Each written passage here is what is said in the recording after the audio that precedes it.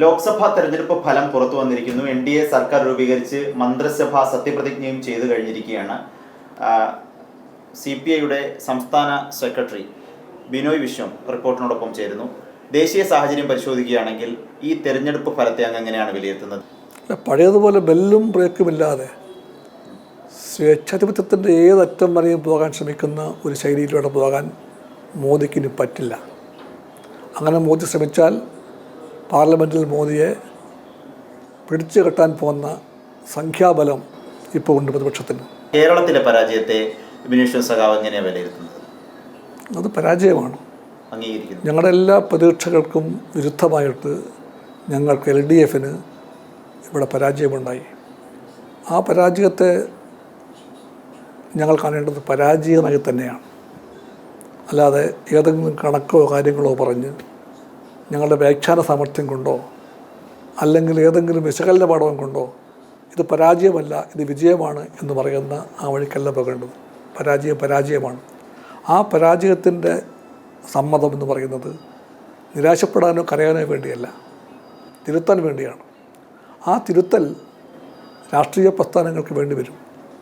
അതിൻ്റെ കടമ കൂടുതലുള്ളത്, എല്ലാവരേക്കാളേറെയുള്ളത് ഞങ്ങൾക്കാണ്, ഈ ഇടതുപക്ഷത്തിലാണ്.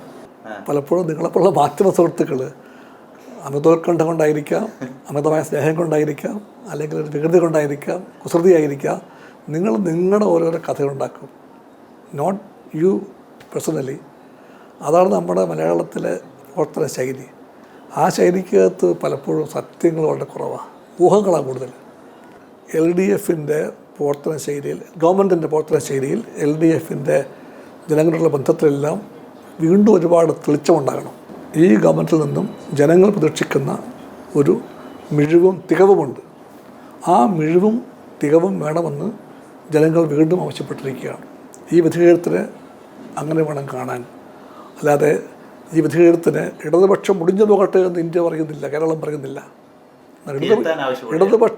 ഇടതുപക്ഷത്തിൻ്റെ ആ ശോഭ മുഴുവൻ പ്രകാശിപ്പിച്ചുകൊണ്ട് ജനങ്ങൾക്കൊപ്പം നിൽക്കുന്ന ജനപക്ഷമാണെന്ന് ഞങ്ങൾക്ക് ബോധ്യപ്പെടണമെന്ന് ജനങ്ങൾ പറയുകയാണ് ഞങ്ങളോട്. ഞങ്ങളതിന് ആ രീതിക്ക് ഉൾക്കൊണ്ടേ തീരൂ. ഞങ്ങളുടെ ഭാഗത്ത് ചില മാറ്റങ്ങൾ വേണമെന്ന് ജനങ്ങൾ പറയുന്നുണ്ട്. അതാണ് ഈ വിധിയെഴുത്ത്. ഞങ്ങളുടെ തന്നെ പരമ്പരാഗതമായ കേന്ദ്രങ്ങളിൽ ഞങ്ങൾക്ക് വൻ തിരിച്ചിട്ടുണ്ടായിട്ടുണ്ട്.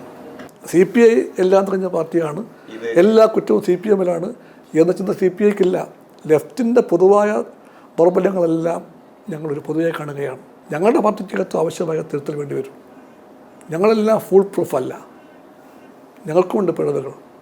ഇന്നത്തെ കേരളത്തിൻ്റെ ആവശ്യം ഇടതുപക്ഷക്കാർക്ക് വിനയമുണ്ടാകണം, ജനങ്ങളോട് അവർക്കത് ബോധ്യപ്പെടുത്താനാകണം. ഈ കൂർലോസ് പിതാവിനെ മുഖ്യമന്ത്രി വിവരദോഷി എന്ന പരാമർശം കൊണ്ടാണ് അഭിസംബോധന ചെയ്തത്. ആ പ്രതികരണത്തെ എങ്ങനെയാണ് കാണുന്നത്, വിവരദോഷി പരാമർശത്തെ?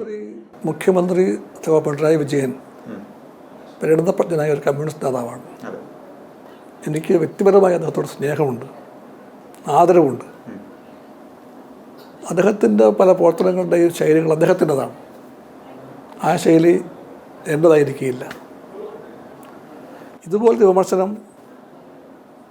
ബിഷപ്പ് കൂർലോസ് നടത്തിയത് CPIയെ പറ്റിയാണെങ്കിൽ ഞാൻ പ്രതികരിക്കും. പക്ഷേ ആ പ്രതികരണം എന്തായാലും ഈ രീതിക്കായിരിക്കില്ല. ഞാൻ പ്രതികരിക്കുന്നത് വേറെ രീതിയിലായിരിക്കും. അത് എൻ്റെ രീതിയാണ്. ഇപ്പം എൻ്റെ രീതി ആയിരിക്കണം അദ്ദേഹത്തിൻ്റെ എനിക്ക് പറയാൻ പറ്റും. പക്ഷേ ആ പ്രതികരണം LDFന് ഒന്നാകെ എതിരാവുന്ന ഒരു സാഹചര്യം കൂടി ഇല്ലേ സഖാവേ?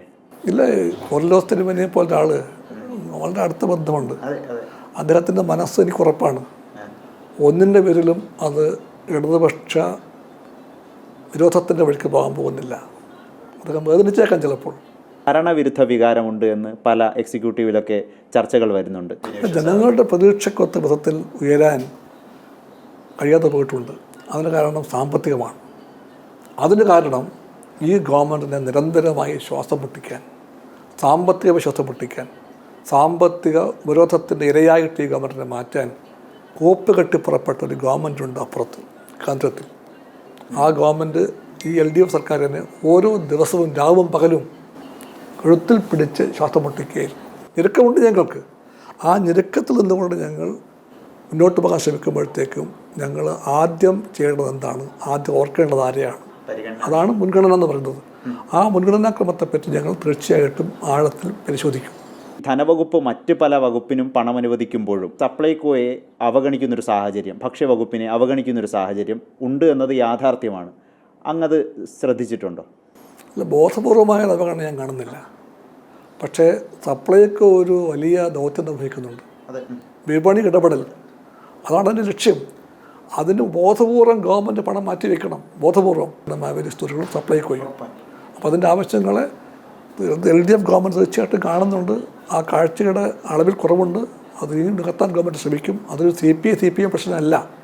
തിരുവനന്തപുരം ജില്ലാ കമ്മിറ്റിയിൽ നിന്ന് വന്ന, എക്സിക്യൂട്ടീവിൽ നിന്ന് വന്ന ഒരു വിമർശനം മുഖ്യമന്ത്രി സ്ഥാനം ഒഴിയണമെന്നാണ്. ഇല്ല, ആ നിലപാട് CPIക്കില്ല. ആരോ സാങ്കല്പികമായിട്ട് പറയുകയാണ്. അങ്ങനെ ഒരു ചർച്ചയുണ്ടായിട്ടില്ല. ഇല്ല, സാങ്കല്പികമായിട്ട് പറയുകയാണ്. എന്താണ് നിങ്ങളുടെ പ്രശ്നം? ഈ CPI ഇനി എങ്ങനെയാണ് തിരിച്ചു വരാൻ ഉദ്ദേശിക്കുന്നത് സഖാവേ? CPI ജനങ്ങളുടെ പാർട്ടിയാണ്. ആ ജനങ്ങളുടെ പാർട്ടിക്ക് തിരിച്ചു വരാനുള്ള വഴി ജനങ്ങളുടെ പാഠം പഠിക്കുക എന്നുള്ളതാണ്, ജനങ്ങളെ പഠിപ്പിച്ച പാഠം പഠിക്കുക എന്നുള്ളതാണ്.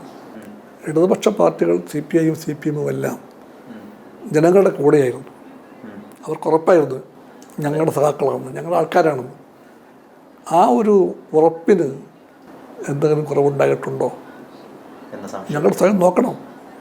അതിൻ്റെ അർത്ഥം ജനങ്ങളും ഞങ്ങളും തമ്മിലുള്ള ബന്ധത്തിൻ്റെ ആ ഒരു ദൃഢത, ആരോടൊപ്പം കുറഞ്ഞു പോകുന്നുവെന്നാണ്. അത് കുറഞ്ഞു പോകാൻ പാടില്ല. അതിനാൽ ജനങ്ങളിലേക്ക് പോവുക. ആ ബന്ധം അത് അല്പം മങ്ങിപ്പോയിരിക്കുന്നു, അത് കുറവുണ്ടായിരിക്കുന്നു. That's why we give a call for reconnection. ബന്ധം പുനഃസ്ഥാപിക്കണം, അതുതന്നെയാണ് വഴി. രാജ്യസഭാ സീറ്റിനെ ചൊല്ലി എന്തെങ്കിലും തർക്കം ഉണ്ടായിട്ടുണ്ടോ? അങ്ങനെ വാർത്തകളുണ്ടല്ലോ. അതാണ് പ്രശ്നം. നമ്മുടെ ചർച്ച ഉണ്ടായിട്ടുണ്ട്, ചർച്ച ഉണ്ടാകണം. കമ്മ്യൂണിസ്റ്റ് പാർട്ടി ചർച്ചകളെ ഭയപ്പെടുന്ന പാർട്ടിയല്ല. ആ ചർച്ച ഒരിക്കലും മാധ്യമങ്ങളെല്ലാം പറഞ്ഞത് മാതിരിയുള്ള ചർച്ചയേ അല്ല. ഏത് കാര്യം പറയുമ്പോഴും പല പേരുകൾ വരാമല്ലോ. ആ പറഞ്ഞ ഒരു പേരും അപ്രസക്തമല്ല, എല്ലാ പേരിനും യുക്തിയുണ്ട്. അങ്ങനെ ഉണ്ടാകുന്നത് എപ്പോഴും അങ്ങനെ തന്നെയാണ്.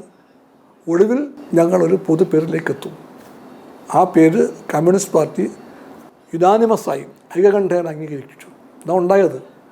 പക്ഷേ CPIയിൽ പ്രശ്നം, CPIയിൽ തർക്കം എന്ന് പറയുന്നത് സത്യം പറഞ്ഞാൽ അതൊരു പ്രത്യേക തരത്തിലുള്ളൊരു മാനസികാവസ്ഥയാണ് മാധ്യമങ്ങളുടെ. ആ മാധ്യമങ്ങളുടെ എത്ര മാനസികാവസ്ഥയ്ക്ക് കൂട്ടുനിൽക്കാൻ ഞങ്ങളാരുമില്ല.